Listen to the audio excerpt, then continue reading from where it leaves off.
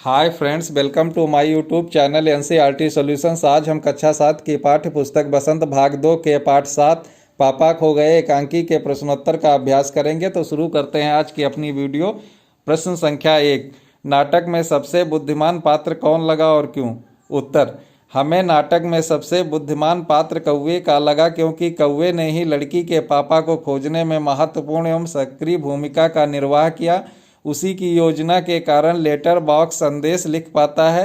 वह उड़ उड़कर अच्छे बुरे की जानकारी रखता है। उसकी पहचान एवं संदेह के कारण लड़की असामाजिक तत्वों को हाथों में जाने से बच जाती है। प्रश्न संख्या 2, पेड़ और खंभे में दोस्ती कैसे हुई? उत्तर, एक बार जोर की आंधी के कारण खंभा पेड़ के ऊपर गिर जाता है। उस समय पेड़ उसे संभाल लेता है और इस प्रयास में वह जख्मी भी हो जाता है। इस घटना से खंभे का मजबूत और ऊंचा होने का घमंड चूर चूर हो जाता है। अंत में दोनों की दोस्ती हो जाती है। प्रश्न संख्या 3, लेटर बॉक्स को सभी लाल ताऊ कहकर क्यों पुकारते थे? उत्तर, लेटर बॉक्स ऊपर से नीचे तक पूरे लाल रंग से रंगा हुआ था और बड़ों की तरह बुद्धिमानी से बात करता था। वह अपने खाली समय में उन सभी पत्रों को पढ़ डालता जो उसके भीतर होते। इस प्रकार हर विषय की जानकारी होने के कारण उसे लाल ताऊ कहते थे। प्रश्न संख्या 4, लाल ताऊ किस प्रकार बाकी पात्रों से भिन्न है? उत्तर, लाल ताऊ पढ़ा लिखा, हंसमुख और मिलनसार है। वह नीरस और उपकाऊ वातावरण को भी अपने मज़ेदार बातों से आनंदमय बना देता था। लाल ताऊ अपने अंदर पड़े पत्रों को बोरियत मिटाने के लिए पढ़ लेता था। वह किसी से डरता नहीं था। समाज की चिंताएं भी उसे सताती रहती थी। इन्हीं सब कारणों के कारण लाल ताऊ बाकी पात्रों से भिन्न है। निर्जीव होते हुए भी उसके विचार सशक्त और अटकाए थे। प्रश्न संख्या 5, नाटक में बच्ची को बचाने वाले पात्रों में एक सजीव पात्र है। उसकी कौन कौन सी बातें आपको मज़ेदार लगीं? लिखिए। उत्तर, नाटक में कौवा ही एकमात्र सजीव पात्र है जिसकी निम्न बातें मज़ेदार लगीं। फर्स्ट, वह दुष्ट कौन है? पहले उसे नज़र तो आने दीजिए। सेकंड, ताऊ एक जगह ऊपर यह कैसे जान सकोगे? उसके लिए तो मेरी तरह चारों दिशाओं में गश्त लगानी पड़ेगी, तब जान पाओगे यह सब। प्रश्न संख्या 6, क्या वजह थी कि सभी पात्र मिलकर भी लड़की को उसके घर नहीं पहुंचा पा रहे थे? लड़की बहुत ही छोटी और नादान होने के कारण उन्हें अपने घर का पता नहीं बता पा रही थी। यहाँ तक कि वह अपने पापा का नाम भी नहीं बता पा रही थी। इसी कारण सभी पात्र मिलकर भी लड़की को उसके घर नहीं पहुंचा पा रहे थे। प्रश्न संख्या 7, मराठी से अनुदित इस नाटक का शीर्षक पापा खो गए क्यों रखा गया? अगर आपके मन में कोई दूसरा शीर्षक हो तो सुझाइए और साथ ही कारण भी बताइए। उत्तर, लड़की को अपने पापा का नाम पता कुछ भी नहीं मालूम था। कहानी के सभी पात्र मिलकर उसके पापा को खोजने की योजना बनाते हैं। इस कारण इस नाटक का नाम पापा खो गए रखा गया। इसका अन्य शीर्षक लापता बच्ची भी रखा जा सकता है क्योंकि इस नाटक में पूरे समय इसी बच्ची के घर का पता लगाने का प्रयास किया जाता है। प्रश्न संख्या 8, क्या आप बच्ची के पापा को खोजने का नाटक से अलग कोई और तरीका बता सकते हैं? उत्तर, हम बच्ची को उसके घर तक पहुंचाने के लिए पुलिस, समाचार पत्र, पोस्टर, टीवी एवं मीडिया की सहायता ले सकते हैं।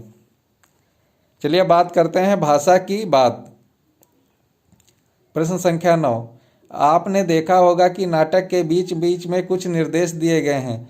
ऐसे निर्देशों से नाटक के दृश्य स्पष्ट होते हैं जिन्हें नाटक खेलते हुए मंच पर दिखाया जाता है। जैसे सड़क, रात का समय, दूर कहीं कुत्तों के भौंकने की आवाज़। यदि आपको रात के दृश्य मंच पर देखना हो तो क्या क्या करेंगे, सोच कर लिखिए। उत्तर, रात के दृश्य को मंच पर दिखाने के लिए हम निम्न बातें कर सकते हैं।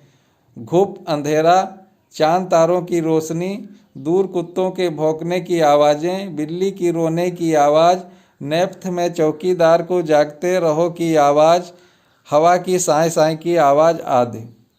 प्रश्न संख्या 10, पाठ को पढ़ते हुए आपका ध्यान किस तरह के विराम चिन्ह की ओर गया होगा? अगले पृष्ठ पर दिए गए अंश से विराम चिन्हों को हटा दिया गया है। ध्यानपूर्वक पढ़िए और उपयुक्त चिन्ह लगाइए। मुझ पर एक रात आसमान से गड़कती बिजली आकर पड़ी थी। अरे बाप रे, वो बिजली थी या आफत? याद आते ही अब भी दिल धक धक करने लगता है। और बिजली जहाँ गिरी थी वहाँ खड़ा कितना गहरा पड़ गया था खंभे महाराज। अब जब भी कभी बारिश होती तो मुझे उस रात की याद आती, अंग थरथर कांपने लगते। मुझ पर उस रात आसमान से गड़कती बिजली आकर गिर पड़ी, पूर्ण विराम। हाय रे, कौमा, बाप रे, विस्मयादिबोधक चिन्ह का प्रयोग हुआ है। वो बिजली थी या आफत? यहाँ पर भी विस्मयादिबोधक चिन्ह का प्रयोग किया गया है। याद आते ही अब दिल धक धक करने लगता है और बिजली वहाँ गिरी थी जहाँ जहाँ गड्ढा कितना गहरा पड़ा था, कौमा, खंभे महाराज, विस्मयादिबोधक चिन्ह। अब जब कभी बारिश होती है तो मुझे उस रात की याद हो आती है, अंग थरथर कांपने लगते हैं, पूर्ण विराम।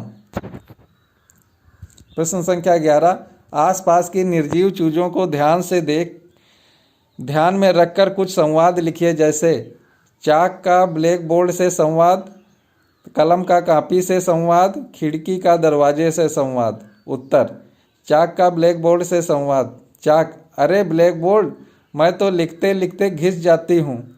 ब्लैक बोर्ड, हाँ वैसे तो तुम सही कह रही हो, परंतु लिखते लिखते मेरी चमक भी तो फीकी पड़ जाती है। चाक, लेकिन कुछ भी कहो ब्लैक बोर्ड, जब हम दोनों के उपयोग से बच्चे कुछ नया सीखते हैं तो बड़ा आनंद आता है। ब्लैक बोर्ड, हाँ यह तो तुमने 100% सच कहा। कलम का कॉपी से संवाद। कलम, कॉपी, देखो मेरा नया रूप रंग। कॉपी, हाँ भाई हाँ। कलम, वैसे तुम भी सुंदर नजर आ रही हो। कॉपी, हाँ ये नई छपाई का कमाल है। खिड़की का दरवाजे से संवाद। खिड़की, दरवाजे भैया क्या बात है, आज आपको बहुत ही फुर्सत, आपको बात करने की फुर्सत नहीं है।